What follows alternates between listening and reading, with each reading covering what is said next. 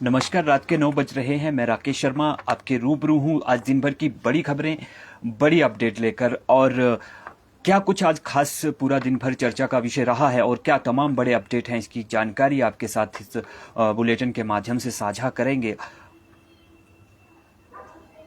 Entity भर्ती, NHM, छुट्टियों का शेड्यूल किस तरह से रहा है और अग्निपथ योजना को लेकर के क्या तमाम बातें निकल करके सामने आई है, इसकी चर्चा करेंगे। सिलेंडर, कांग्रेस और कोविड की भी बात इस दौरान इस बुलेटिन के माध्यम से आपके साथ साझा करेंगे। मौसम की बात करेंगे, प्रदेश में किस तरह के बदलाव देखने के लिए मिल रहे हैं, किस तरह के बदलाव हुए हैं और मानसून में कितनी देरी हुई है, कब मानसून अपने पूरे रंग में होगा, पूरे रुबाब पे होगा, इसकी भी बात आपके साथ इस बुलेटिन के माध्यम से करेंगे। शुरुआत मौसम के साथ करते हैं। आज मौसम का मिजाज किस तरह से रहा है और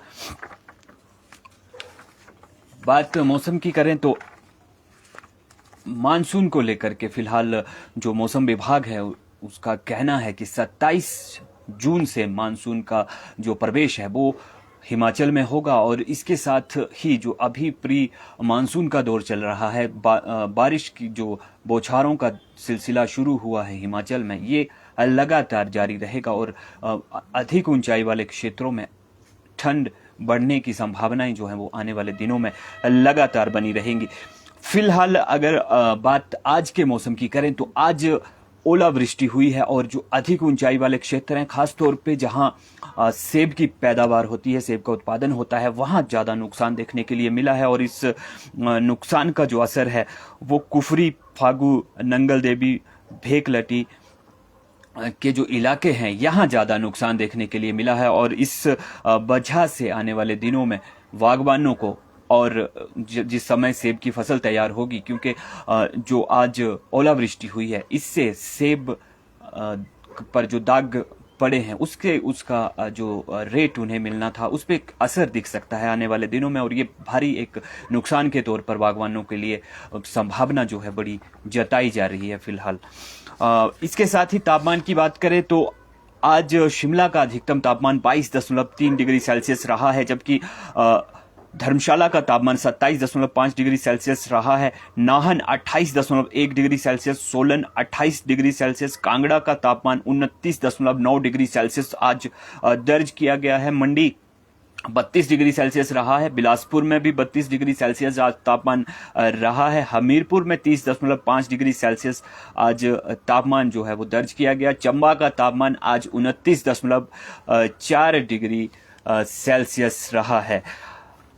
इसके साथ ही बात कोविड की करते हैं, क्योंकि कोविड के आज एकदम से जो मामले हैं वो बढ़ गए हैं और पूरे प्रदेश भर में अलग अलग जगहों से कोविड के मामले आज सामने आए हैं। 51 मामले आज जो हैं वो सामने आए हैं। इसके साथ ही एक मौत भी हुई है, कांगड़ा जिला में ये मौत हुई है। और अब पूरे सक्रिय मामलों की बात करें तो प्रदेश भर में 192 मामले जो हैं वो कोविड के बढ़ करके हो चुके हैं।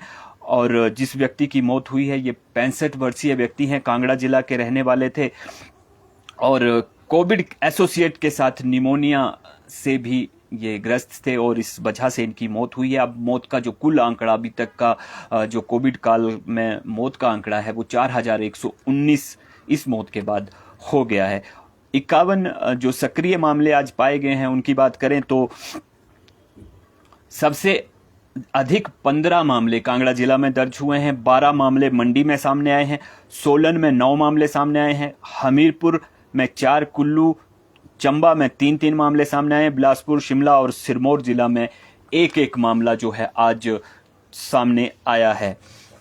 आज टिम्बर ट्रेल परवाणू में एक बड़ा हादसा, टीटीआर जिसे कहा जाता है, वहां एक बड़ा हादसा हुआ था और 11 पर्यटक जो वहां घूमने के लिए आए थे वो ट्रॉली में फंस गए थे और काफी देर तक ये वहां फंसे रहे।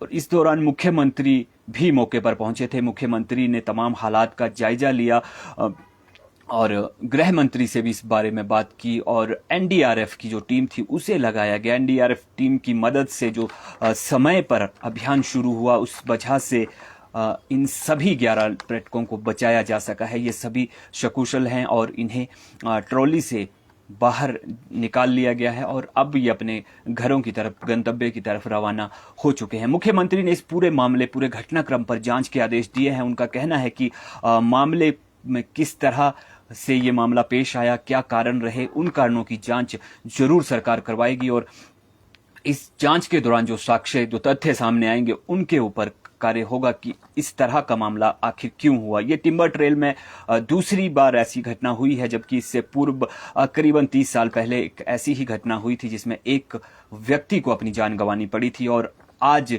सभी 11 पर्यटकों को सकुशल बचा लिया गया है। लेकिन मामले की जांच के आदेश जो हैं वो प्रदेश सरकार की तरफ से दे दिए गए हैं और इस मामले की जांच के बाद अब ये तय होगा कि घटना के कारण क्या रहे थे, क्यों 11 पर्यटकों को की जान जोखिम में फंसी हुई थी। बात स्कूलों की छुट्टियों की करते हैं। स्कूलों की छुट्टियों को लेकर के शेड्यूल बार बार बदला जाता रहा है और अब एक बार फिर योग दिवस की वजह से स्कूलों की छुट्टियों का जो शेड्यूल है उसे बदला गया है। 21 की बजाय अब 22 जून से छुट्टियां जो हैं वो शुरू होंगी। पहले 21 की नोटिफिकेशन जारी हो चुकी थी, 21 से छुट्टियां शुरू हो रही थी। लेकिन योग दिवस, हालांकि ये बड़ा सवाल अब निकल करके सामने आया है कि शिक्षा विभाग जो योग दिवस को लेकर के पूर्व में लगातार तैयारियां करता रहा है और योग दिवस को एक महत्वपूर्ण, केंद्र सरकार ने भी महत्वपूर्ण विषय के तौर पे लिया है और योग के लिए जो तमाम इंतजाम है, तमाम तैयारियां हैं वो केंद्र के दिशा निर्देशों के अनुसार ही होती हैं। लेकिन ऐसी स्थिति में शिक्षा विभाग योग दिवस को कैसे भूल गया और 21 से जो छुट्टियों का शेड्यूल है वो जारी कर दिया गया। आज इस शेड्यूल को बदला गया है और अब 22 से छुट्टियां होंगी, लेकिन शेड्यूल को बदलने के साथ ही योग का प्रशिक्षण भी देने की, जो प्रस्तुति देने की जो निर्देश हैं वो स्कूलों में जारी कर दिए गए हैं। तमाम स्कूलों को कल योग दिवस का में हिस्सा लेना होगा, अपनी प्रस्तुति देनी होगी और इसके वीडियो भी बनाने होंगे कि किस तरह से उन्होंने प्रयास किए और उनकी तैयारियां किस तरह की रही हैं। और इसी के साथ ही बात करें तो अब जो अवकाश है वो 22 जून से 29 जुलाई तक रहेगा। हालांकि इस अवकाश को लेकर के भी तमाम तरह के विरोध पूरे प्रदेश भर में चल रहे हैं। शिक्षकों का एक वर्ग भी इसके खिलाफ खड़ा हो गया है। लेकिन जो विभाग है, जो शिक्षा विभाग है, अब शेड्यूल विभाग की तरफ से जारी हो चुका है और 22 से 29 जुलाई तक ये अवकाश रहेगा। बात अग्निपथ की करते हैं। अग्निपथ योजना को लेकर के आज केंद्र से अधिसूचना जारी हो गई है और केंद्र ने जो अधिसूचना अग्निपथ योजना पर जारी की है उसमें अब सेना की वेबसाइट पर पंजीकरण करना होगा। जो युवक अग्निपथ में भर्ती होने के इच्छुक होंगे, आवेदन करना चाहते होंगे, उन्हें सेना की वेबसाइट पर जाना होगा और उसमें पंजीकरण करना होगा, अपना नाम दर्ज करवाना होगा और उसके आधार पर यह भर्ती जो प्रक्रिया है आगे आयोजित की जाएगी। सेना ने आज ये साफ कर दिया है कि अग्निपथ के तहत जो अग्निवीर रखे जाएंगे उनके लिए अलग से रैंक बनाया जाएगा और अग्निवीर जो मौजूदा सेना के रैंक चल रहे हैं, जो सेना के जिस रैंक पे सेना के अधिकारी रहते हैं या सेना के जवान रहते हैं, उन रैंकों से अलग हट करके ये व्यवस्था जो है वो अग्निवीरों के लिए होगी। अग्निवीरों की जो अग्निपथ योजना को लेकर के जो भर्तियां अब होनी है उसका केंद्र सरकार के तमाम जो मंत्री हैं वो स्वागत कर रहे हैं और इसी कड़ी में धर्मेंद्र प्रधान जो केंद्रीय शिक्षा मंत्री हैं और अनुराग ठाकुर जो खेल मंत्री हैं, उन्होंने स्वागत किया है अग्निपथ भर्ती का और उनका कहना है कि युवाओं को जो 2 साल से सेना में जाना चाह रहे थे लेकिन कोविड की वजह से भर्ती आयोजित नहीं हो पा रही थी, उन्हें ये अवसर मिला है और इस अवसर का युवाओं को लाभ उठाना चाहिए। हालांकि भर्ती को लेकर के अभी भी विरोधाभास बना हुआ है और युवा जो हैं वो शंकाग्रस्त हैं और विरोध प्रदर्शन इस वजह से पूरे देश भर में सामने आ रहा है। एनटीटी भर्ती को लेकर के रास्ता साफ हो गया है। एनटीटी भर्ती प्रक्रिया पर महिलाओं ने मुख्यमंत्री से मुलाकात की थी और इसके बाद अब सिलसिलेवार इसका भर्ती का क्रम आगे बढ़ना शुरू हो गया है। आज जो बीच का रास्ता एनटीटी भर्ती को लेकर के निकाला जा सकता था उस पे चर्चा हुई है और इसमें पहले से मान्यता प्राप्त जो संस्थान हैं उनसे जिन एनटीटी प्रशिक्षित जो हैं, उन्होंने डिप्लोमा लिया होगा, उन्हें इस भर्ती में पहले अवसर प्रदान किया जा सकता है। ये अभी फिलहाल वार्तालाप जो है वो चल रहा है, और इस वार्तालाप की जो कड़ियां, जो बातें छन छन के बाहर आ रही हैं, वो बातें हम आप तक पहुंचा रहे हैं, क्योंकि एनटीटी भर्ती को लेकर के 4000 पूरे प्रदेश भर में ये भर्तियां होनी है, और इसे लेकर के काफ़ी इंतज़ार जो है वो लंबे समय से किया जा रहा है। और इसी कड़ी में मुख्यमंत्री से भी मुलाकात हुई थी, और अब जो ये बातें निकल करके सामने आई हैं, उसमें सबसे पहली बात यही है कि मान्यता प्राप्त जो संस्थान होंगे, पहले उन्हें प्राथमिकता के तौर पर लिया जाएगा। यानी जो डिप्लोमा हासिल किया होगा वो मान्यता प्राप्त संस्थानों से होना चाहिए। हिमाचल सरकार ने जिन संस्थानों को मान्यता दे रखी थी डिप्लोमा करवाने की एनटीटी की, उन्हें स्वीकार किया जाएगा। और इसके साथ ही 1 साल के डिप्लोमा को लेकर के भी संशय बना हुआ था कि 1 साल का डिप्लोमा मान्य होगा या नहीं होगा, और इस पे क्या फैसला जो है वो आने वाले दिनों में लिया जा सकता है। तो इसमें अब सरकार एनसीटीई की राय ले सकती है। एनसीटीई से इस बारे में सरकार की वार्तालाप हो सकती है। सरकार पूछ सकती है कि एनसीटीई 1 साल के डिप्लोमा को लेकर के अपना किस तरह का पक्ष सरकार को देता है, और इस संबंध में और इस पक्ष के आने के बाद ही आगामी कदम जो है 1 साल के डिप्लोमा को लेकर के सरकार उठा सकती है।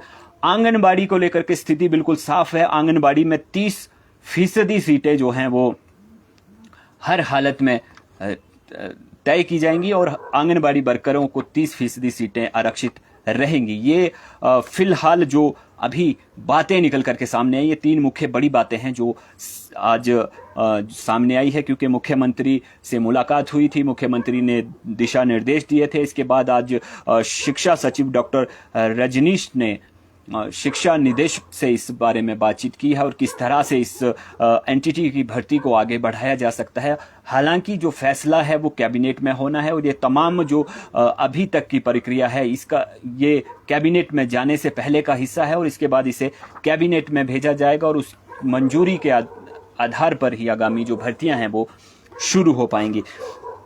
बात एनएचएम की भी करते हैं। एनएचएम के लिए बड़ी राहत की खबर आज निकल करके आई है, क्योंकि एनएचएम को लेकर के बार बार जो पिछले कल से लगातार ये एक सिलसिला चला हुआ था, धमकियों का एक कहा जा सकता है, क्योंकि एनएचएम कर्मचारियों ने हड़ताल की चेतावनी दे दी थी, और इसके बाद ये एक जो सिलसिला शुरू हो गया था। उस कड़ी में आज प्रबंधन, एनएचएम जो प्रबंधन है, उन्होंने बड़ा फैसला किया है। इसमें जो पॉलिसी तैयार हुई है एनएचएम को लेकर के, जो एनएचएम के कर्मचारी हैं जो स्थायी नीति की मांग कर रहे थे, और इससे लेकर के जो 3 महीने का वक्त लिया गया था, और 3 महीने में जो कमेटी गठित की गई थी, उस कमेटी को जो पॉलिसी तैयार करके सौंपनी थी एनएचएम प्रबंधन को, वो पॉलिसी तैयार हो चुकी है। आज ये एनएचएम प्रबंधन की तरफ से कहा गया है, और एनएचएम के मिशन के जो निदेशक हैं हेमराज बैरबा, उनका ये कहना है कि जो ड्राफ्ट है, जो पॉलिसी का जो ड्राफ्ट है, वो तैयार हो चुका है। वो जो 23 जून का वक्त दिया गया है, 23 जून को एनएचएम कर्मचारियों ने भी हड़ताल की चेतावनी दी है, और इस बारे में ज्ञापन भी आज सौंपा जा चुका है कि 23 जून से एनएचएम के जो कर्मचारी हैं वो हड़ताल पर जा सकते हैं। और इसे लेकर के अब 23 जून का दिन भी जो प्रबंधन ने है तय कर दिया है, और प्रबंधन का कहना है कि ड्राफ्ट तैयार हो चुका है, और 23 जून से पहले इसे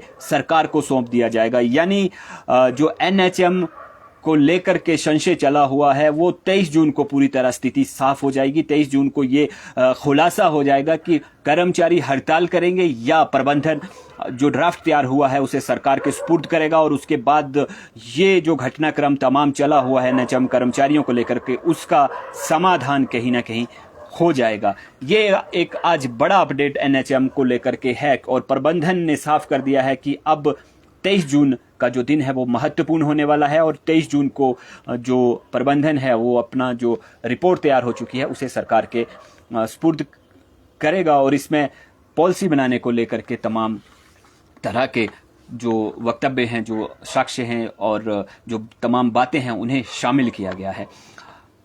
बात मिड डे मील की करते हैं। स्कूलों में मिड डे मील योजना को लेकर के आज एक बड़ा घटनाक्रम जो है वो सामने आया है। मिड डे मील के जो चावल की सप्लाई है वो स्कूलों को करने के निर्देश जारी कर दिए गए हैं। और इसमें प्राइमरी स्कूलों की अगर बात करें तो 20,205 क्विंटल चावल का कोटा जो है वो प्राइमरी स्कूलों को जारी किया जाएगा। इसके आदेश जो हैं वो शिक्षा विभाग ने जारी कर दिए हैं। और अपर प्राइमरी की बात करें तो 22,185 क्विंटल चावल की सप्लाई जो है वो अपर प्राइमरी स्कूलों के लिए की जाएगी।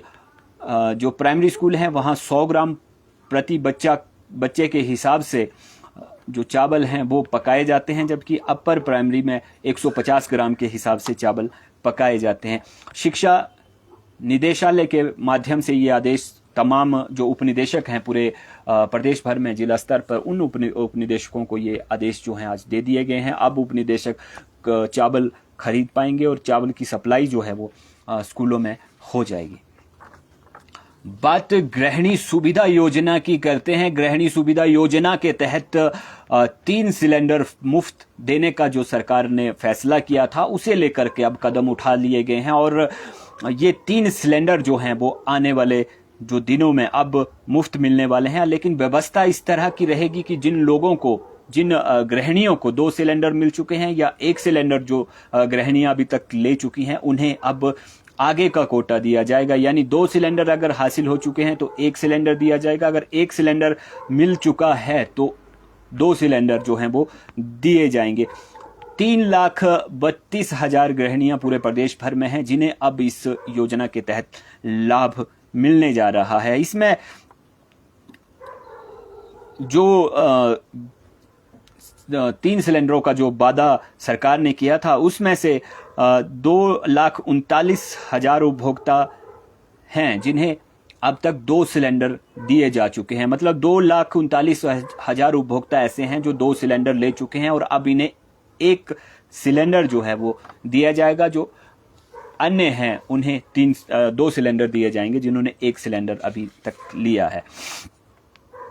बिजली बोर्ड की बात करते हैं। बिजली बोर्ड कर्मचारी यूनियन ने एक चेतावनी बोर्ड को दी थी और इस चेतावनी के बाद लगातार बोर्ड और यूनियन के बीच में वार्तालाप चलता रहा है। लेकिन ये चेतावनी जो एक मोहलत थी 21 जून को यानी कल खत्म हो रही है और इसके बाद कर्मचारी क्या करेंगे बोर्ड के, इस पे संशय बना हुआ है क्योंकि कर्मचारियों का कहना है कि उनकी मांगों को लेकर के अभी भी स्थिति साफ नहीं हुई है और जो वादे उनसे किए गए थे, जो बातें उनसे कही गई थी, क्योंकि पहली तारीख को बैठक हुई थी, उसके बाद 1 हफ्ते का समय लिया गया, उसके बाद 2 हफ्ते का समय लिया गया और 21 जून को ये जो समय अवधि है वो बिल्कुल खत्म हो रही है। और कर्मचारियों का कहना है कि एक बार फिर से बात करेंगे बोर्ड के साथ और अगर बोर्ड प्रबंधन उनकी मांगों को मानने के लिए राजी नहीं हुआ तो आगे का कदम जो है वो हड़ताल का रहेगा, उसे उठाया जाएगा। फिलहाल जो कर्मचारियों की मांगे हैं उसमें 48 जो श्रेणियां हैं उनमें वेतन विसंगतियों को दूर करना और संशोधित पे बैंड मुख्य तौर पे ये मांगे हैं और इसके साथ जूनियर टीममेट से जूनियर शब्द को हटाने की बात भी लगातार ये उठाते रहे और कर्मचारी संगठन का कहना है कि ये कोई बड़ी मांगे नहीं है और बिजली बोर्ड इन मांगों को मान सकता है और इन पे फैसला ले सकता है। लेकिन फैसले में देरी क्यों हो रही है इसका भी कारण जो है वो बोर्ड साफ करे, स्पष्ट करे। आज एक बड़ी खबर आप के लिए है और ये संदेश आपके मोबाइल पर भी आ सकता है, धोखा कहीं भी लग सकता है। बिजली बोर्ड से ही ये खबर निकल कर के सामने आई है। इसमें मोबाइल नंबर पर मैसेज एक संदेश भेजा जा रहा है और इसमें रात के 9:30 बजे बिजली कनेक्शन काटने की बात कही जा रही है और मोबाइल पे जो संदेश आ रहा है उसमें साफ लिखा गया है कि आपका बिजली का बिल जमा नहीं हुआ है और इस वजह से आज रात 9:30 बजे से आपकी बिजली काट दी जाएगी। ये संदेश पूरे प्रदेश भर के जितने भी बिजली उपभोक्ता हैं उन्हें भेजा जा रहा है और इसके बाद जो उपभोक्ता इन साजिश के इस जाल में जो फंस रहा है उसे चूना लगाया जा रहा है, उसे लूटा जा रहा है। इसमें बिजली बोर्ड की तरफ से एक नंबर ढूंढा गया है जिस नंबर से बार बार संदेश जो बिजली के उपभोक्ता हैं, बिजली बोर्ड से जुड़े हुए हैं, बिजली का इस्तेमाल कर रहे हैं और उपभोक्ताओं को बिजली के बिल को लेकर। और खास बात इसमें यह है कि जो 9:30 बजे का समय दिया जा रहा है 8 से 8:30 बजे के बीच में ये संदेश भेजा जा रहा है ताकि जो उपभोक्ता हैं वो कोई सावधानी पूर्वक कदम ना उठा सकें। ये नंबर बिजली बोर्ड की तरफ से जारी किया गया है और नंबर है 6289785630 6289785630। इस नंबर से संदेश जो हैं वो उपभोक्ताओं को भेजे गए हैं। बिजली बोर्ड ने ये नंबर ट्रेस करके निकाला है और अब इस नंबर की जांच शुरू कर दी गई है और इसके साथ ही साइबर क्राइम एक्सपर्ट की मदद ली जा रही है। किस जगह से इस नंबर को ऑपरेट किया जा रहा है और किस संदेश आने के बाद कितने उपभोक्ताओं को अब तक लूटा जा चुका है, इसकी भी जांच बोर्ड अब कर रहा है।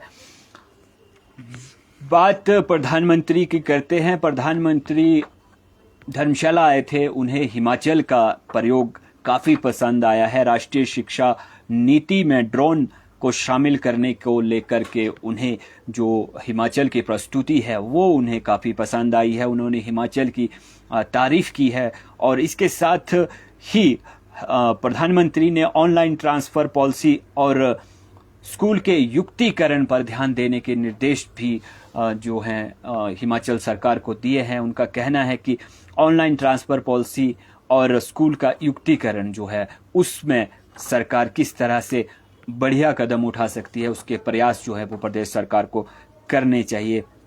धर्मशाला में सचिवों की बैठक हुई थी और उसमें प्रधानमंत्री आए थे, उसमें तमाम ये विषयों पर चर्चा हुई है, उससे ये बात निकल करके सामने आई है। बात मुख्यमंत्री जयराम ठाकुर की भी करते हैं। राजनीति से जुड़ा बड़ा बयान उन्होंने दिया है और नेता प्रतिपक्ष मुकेश अग्निहोत्री पर उन्होंने तीखा हमला किया है। हालांकि अब चुनाव का दौर आने वाला है, विधानसभा के चुनाव पास ही हैं, तो इसे लेकर के राजनीतिक बयानों का जो सिलसिला है वो भी शुरू होगा। और आज एक बड़ा बयान जो है वो मुख्यमंत्री की तरफ से आया है। उन्होंने कहा कि नेता प्रतिपक्ष के माथे पर निराशा और बौखलाहट साफ झलक रही है और यही वजह है जो वो तू तड़ाक की भाषा का इस्तेमाल कर रहे हैं सभा में।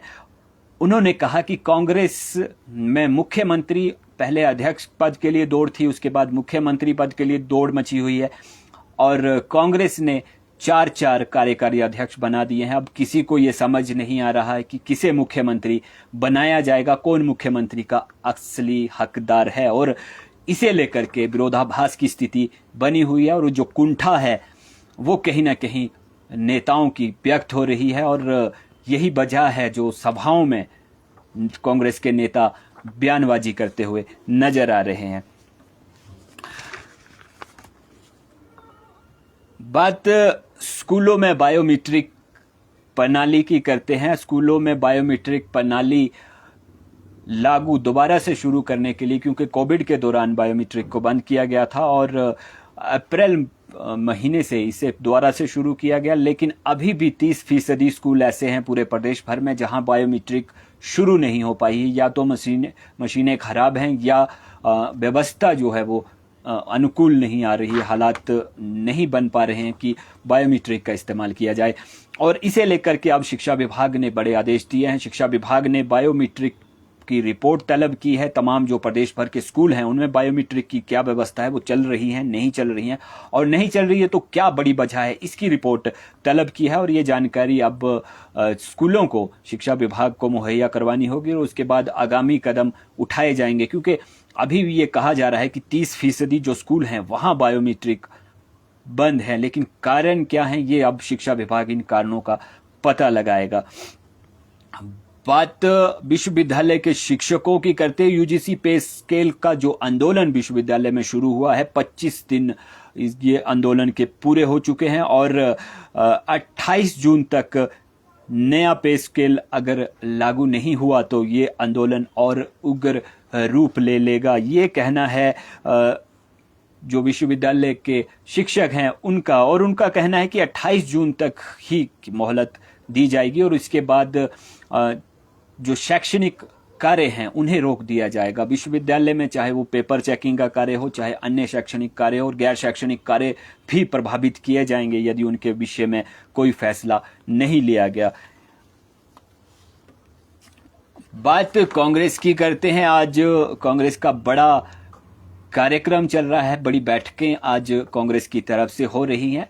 कांग्रेस का घोषणा पत्र किस तरह का होगा। कांग्रेस हालांकि ये बैठकें जो हैं वो बंद कमरे में हो रही थी, लेकिन बैठकों से भी बातें जो बाहर आई हैं घोषणा पत्र को लेकर के, कांग्रेस बड़ी तैयारी में है और कांग्रेस ने अपने घोषणा पत्र को कर्मचारी, किसान और बेरोजगारों पर केंद्रित करने का फैसला किया है। और साथ ही जो हिमाचल मामलों के प्रभारी हैं राजीव शुक्ला, उन्होंने साफ कर दिया है कि घोषणा पत्र में वो ही बातें ली जाएंगी जिन्हें आगे चल करके कांग्रेस अगर सत्ता में आती है, कांग्रेस सरकार बनाती है, तो उन बातों को पूरा कर पाए। घोषणा पत्र में कोरी घोषणाएं नहीं होंगी, वो बातें शामिल करेंगे जो पूरी हो सकती होंगी। और इसमें ओल्ड पेंशन को लेकर के बड़ी व्यवस्था कांग्रेस ने करने का फैसला किया है। कांग्रेस का कहना है कि सरकार बनते ही सबसे पहले ओल्ड पेंशन बहाल करेंगे। इसके साथ ही प्रदेश में कर्मचारियों और किसानों, बेरोजगारों के जो तमाम मसले हैं उन्हें हल किया जाएगा, उनका कहीं ना कहीं निवारण जो है वो किया जाएगा। आज कांग्रेस की ये बड़ी बैठक लगातार चलती रही है। 6 कमेटियों की बैठकें आज रखी गई थी। 11:30 बजे से बैठकें शुरू होनी थी, हालांकि इसमें आधे घंटे की देरी जरूर हुई। 12 बजे से बैठकों का दौर शुरू हो गया और इसके बाद से लगातार ये बैठकों का जो सिलसिला है वो चलता रहा। कांग्रेस ने घोषणा पत्र समिति की बैठक ली है, चुनाव प्रबंधन समिति की बैठक ली है, प्रचार प्रसार किस तरह से होगा इसकी बैठक ली है। यानी जड़ से सिरे तक सारी जो तैयारियां हैं, जो आगामी विधानसभा चुनाव में जिन तैयारियों की जरूरत पड़ने वाली है, उसे लेकर के कांग्रेस आज बैठकें कर रही है। बंद कमरे में ये बैठकें हो रही हैं और जो जिन नेताओं को, जिन समितियों के जो पदाधिकारी हैं, सिर्फ उन्हें ही दाखिल होने की अनुमति दी जा रही है। उन पदाधिकारियों के समक्ष सामने ही ये तमाम बातें जो हैं वो रखी जा रही हैं। यानी एक समिति की बैठक है तो उसी समिति के पदाधिकारी वहां रहेंगे और जब बैठक बदल रही है तो दूसरी समिति के पदाधिकारी आ रहे हैं। 6 बैठकें आज लगातार हुई हैं और आने वाले दिनों में नगर निगम शिमला के चुनाव भी होने हैं, उसे लेकर के भी कांग्रेस बड़ी रणनीति अब बनाने जा रही है।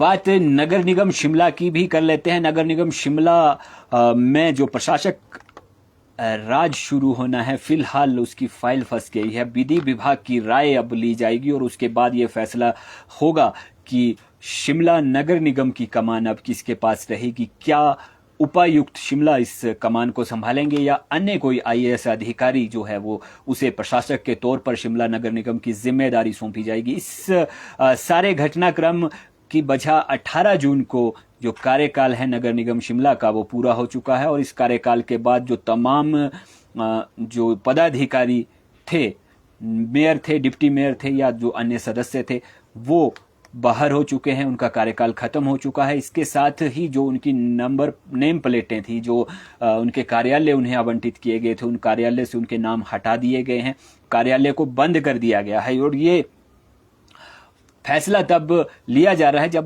जब अभी तक फिलहाल प्रशासक की तैनाती नहीं हो पाई है, क्योंकि प्रशासक की तैनाती को लेकर के बड़ी बातें कही जा रही थी। सोमवार यानी आज से प्रशासक की तैनाती होनी थी, लेकिन अब विधि विभाग की राय ली जा रही है और विधि विभाग के माध्यम से अब तय होगा कि प्रशासक किस तरह से तैनात होगा और कौन प्रशासक इसमें हो सकते हैं, या तो उपायुक्त हो सकते हैं या अन्य जो आईएएस अधिकारी हैं उन्हें तैनात किया जा सकता है।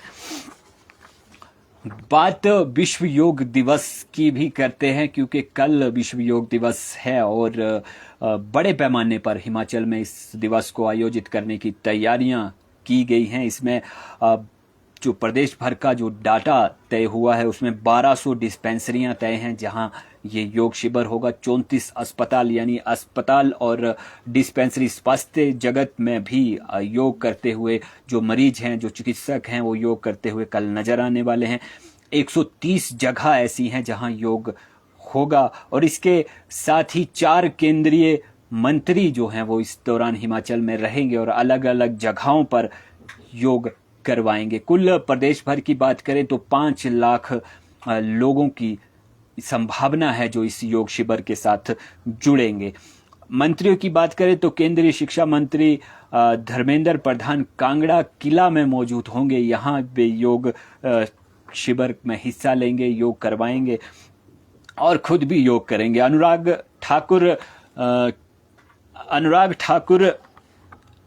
को पहले नालागढ़ किला में योग करना था, लेकिन अब वो सुजानपुर टिहरा में होंगे और सुजानपुर टिहरा में कटोज पैलेस में योग करवाएंगे। इसके साथ ही केंद्रीय वित्त राज्य मंत्री डॉक्टर भागवत किशन राव कराड़ पराशर झील और राज्य गृह मंत्री वित्तीय नीतीश प्रमाणिक अटल टनल में योग कार्यक्रम में हिस्सा लेंगे। इस पूरे कार्यक्रम की बात करें तो प्रधानमंत्री नरेंद्र मोदी सुबह 6:40 पर देश को संबोधित करेंगे और इसके साथ ही योग शिविर जो है वो 7 बजे से शुरू हो जाएगा। प्रधानमंत्री ने योग शिविर को लेकर के पूरे प्रदेश भर के पंचायत प्रधानों को पत्र लिखे हैं और पंचायत प्रधानों से योग करने का आह्वान किया गया है और योग को ऐसी जगह पर आयोजित करने की बात कही गई है जो ऐतिहासिक हो और उस नदी के किनारे या पुरानी जगह जो इतिहास में दर्ज हो उस वहाँ पे योग शिविर आयोजित किया जाए। इस तरह के निर्देश जो हैं वो प्रधानमंत्री नरेंद्र मोदी के माध्यम से पंचायत प्रधानों को दिए गए हैं।